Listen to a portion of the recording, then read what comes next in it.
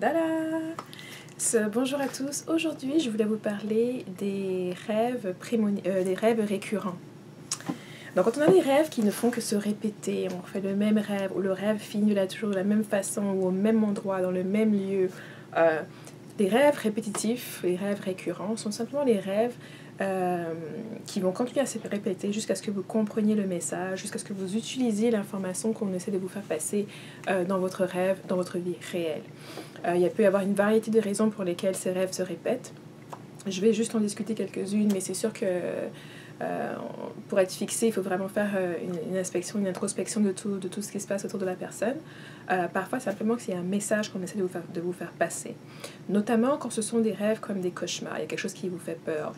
Vous faites le même rêve où vous êtes poursuivi, le même rêve où vous avez des sensations, vous tombez, des choses comme ça. Tout ça, c'est pour vous passer le message qu'il y a quelque chose dont vous devez faire face.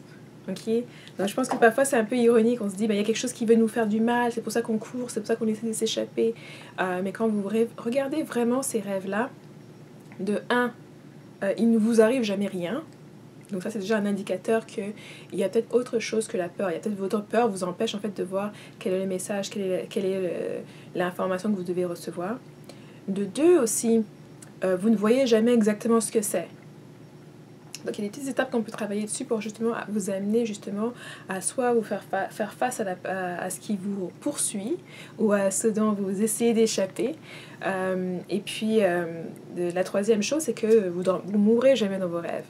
Parce qu'il y a souvent beaucoup de systèmes qui disent que si vous mourrez dans vos rêves, vous mourrez pour de vrai. Et c'est pour ça qu'il y a beaucoup de personnes, vous pouvez avoir des rêves, vous êtes en train de tomber, mais vous touchez jamais le sol, vous n'avez pas jamais la sensation justement de faim ou de mort. Parfois, il y a des personnes, il peut y avoir des rêves où on se réveille après avoir été soi-disant emmené. Donc, tu peux vous réveiller dans un cercueil ou des choses comme ça, mais on n'a jamais ce moment de transition vie à la mort, mort à la vie. C'est un peu flou, c'est jamais quelque chose que vous allez expérimenter dans vos rêves, vous allez vivre dans vos rêves. Et puis ceux d'entre vous qui ont vécu ça, laissez-moi savoir, je serais très intéressée de savoir ça parce que jusqu'à présent, j'ai rencontré personne qui avait vécu ce moment-là. C'est-à-dire que le moment où vous êtes dans votre rêve, en train de vous sentir mourir dans votre rêve et de vivre tout ce cheminement-là jusqu'à ce que vous ayez en fait une expérience de la mort dans votre rêve. Donc ça, je n'ai pas encore rencontré quelqu'un qui ait eu ce genre d'expérience-là. Si c'est votre cas, ça me ferait plaisir parce que ça fait j'ai peut-être parlé au moins à 300, voire 1000 personnes des rêves depuis que je consulte avec les gens, etc. Donc ça fait que je serais très étonnée de savoir comment ça se passait si vous avez eu ce genre d'expérience. Et moi, en particulier, j'ai jamais eu cette expérience où je me meurs dans le rêve. Mais en principe, les rêves récurrents, on essaie de vous faire passer un message. Donc, il suffit pas souvent, vous pouvez vous dire, ok, je comprends le message maintenant, je sais ce que c'est, mais le rêve continue de se répéter. S'il continue de se répéter, c'est parce que cette information-là, elle doit être utilisée. Donc, soit elle doit passer à quelqu'un d'autre, soit vous devez l'implémenter dans votre propre vie. Donc, si vous continuez de faire le même rêve, même si vous avez déjà pu déceler exactement de quoi il s'agissait, il se pourrait aussi justement que l'interprétation que vous faites n'est pas entière, n'est pas complète. Donc il manque quelques pièces à cette interprétation-là et que le rêve se répète pour que vous puissiez y voir justement les pièces qui y manquent. Moi, ça m'est déjà arrivé plusieurs fois de refaire le même rêve et puis d'y regarder les petits détails, les petits indices. Parfois dans un rêve, on voit qu'il y a un cahier qui est ouvert, on ne fait pas très attention. Ensuite, quand on y revient, on peut voir exactement ce qui est écrit dans le cahier. Et parfois, ce qui est écrit dans le cahier change en fonction de ce qu'on a fait la veille, de ce qu'on a fait dans sa vie éveillée avec l'information qu'on a récoltée la dernière fois. Donc, c'est intéressant de voir ces petites choses-là, ces petits détails qui peuvent devenir très importants. Donc, c'est ça. Moi, le côté psychologique, parfois, joue aussi. Mais principalement, moi j'ai remarqué qu'il y a très peu, surtout pour les Africains et puis les personnes qui ont de la mélanine, il y a très peu de psychologie qui joue là-dedans. C'est souvent beaucoup des messages qu'on reçoit sur de ses ancêtres, ses guides spirituels, peu importe comment vous voulez les appeler, d'incidents et de choses qui pourraient améliorer le quotidien ou améliorer une situation que vous vivez. Et ça, c'est parfois, si vous avez l'aisance, au fur et à mesure que l'aisance, vous commencez à pouvoir justement vous souvenir de vos rêves.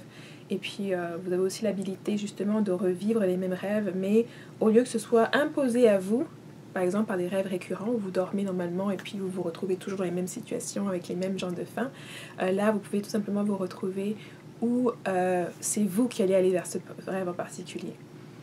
Donc là, c'est une forme un peu différente du rêve récurrent, puisque c'est vous qui, en fait, allez initier ce genre de rêve, vouloir revivre le rêve. Et moi, j'ai déjà fait plusieurs fois ça, comme je vous l'ai dit, pour pouvoir justement chercher des petits détails.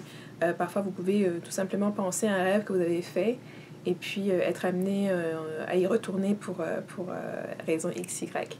Donc, c'est pas quelque chose non plus qui devrait vous faire peur, ou qui devrait vous amener de l'anxiété. C'est juste à vous dire que vous n'avez peut-être pas tout compris, vous n'avez peut-être pas tout utilisé non plus. Et il faut savoir ça, qu'on essaye souvent de ne pas vous mettre, si vous n'êtes pas encore prêt à accepter certaines choses, on ne va pas vous les révéler. Donc parfois aussi on révèle des petits bouts tout doucement au fur du rêve récurrent pour justement vous ouvrir au message entier qu'on veut vous envoyer. Et puis vous aurez à la fin le message en entier, l'image entière, la situation qu'on voulait résorber ou de l'élément qu'on voulait vous faire passer. Donc il est toujours important de faire ce lien entre le monde des rêves et le monde éveillé. Okay, donc moi je suis toujours pour l'intégration des choses. On ne reçoit pas des messages dans l'un ou l'autre pour rien. Parfois ce que vous faites ici va vous servir là-bas, ce que vous faites là-bas va vous servir ici. Et parfois même l'information qu'on vous donne dans les rêves, c'est pour que vous puissiez être utilisé dans le réel. Donc il est important de faire ça. J'en reçois encore des questions sur des personnes qui disent qu'elles n'arrivent pas à se rappeler des rêves. Je pense que j'ai fait déjà des vidéos là-dessus avec des éléments que vous pouvez regarder en termes de vous assurer que vous avez une bonne alimentation, vous assurer que vous êtes vraiment chargé en tout ce qui est jus vert, que vous ne mangez pas trop tard non plus pour que justement votre estomac ne soit pas justement en train de dépenser toute l'énergie de votre corps à digérer la nourriture, pour que vous puissiez vous sentir plus léger et tout, et puis pour que vous puissiez aussi avoir l'énergie justement le matin de vous rappeler du rêve lui-même. Et puis aussi d'avoir un petit calepin, de quoi écrire à votre livre, à votre table de chevet pour pouvoir justement prendre note, parce qu'il y a beaucoup de personnes qui pensent qu'elles vont se souvenir de leur rêve, mais qui l'oublient par la suite ou qui oublient des détails. Donc c'est toujours mieux de l'écrire lorsqu'on sait fraîchement dans notre tête.